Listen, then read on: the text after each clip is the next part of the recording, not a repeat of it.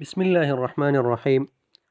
دوستانو، نن درته د یوټیوب اړوند یو طریقه ښیمه چې یوټیوب کې څنګه کولی شو یو ویډیو چې دا صفحه وګورو. لکه اوس دغه ویډیو که دا زه پلی کړمه نو دا ډېره دوستانو ښه اصل کې نن معلومیږي. درته داسې طریقه تاسې ښیمه وګورئ چې دلته څنګه کولی شو. دا ګورئ، دا لیکل چې کوم دي په ویډیو کې نه معلومیږي. نو کله چې تاسې ویډیو ګورئ غواړئ چې هغه صفحه وګورئ، تاسې به دلته راشئ. په دې ویډیو کې به دلته چې سیټینګ آیکن راځي، په دې آیکن باندې به کلیک وکړئ.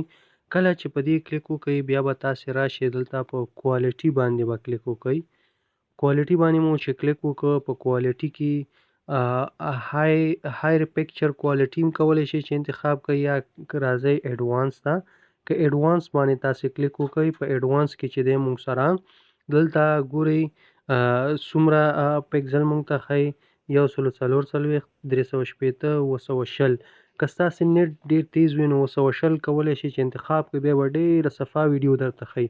او که نیټ مو سلو وي، مطلب چې لږ ضعیفه وي، نو 360 انتخاب کړئ، بیا به تاسو ته دغه ویډیو چې ده دا به تاسو ته صفا شو کوي.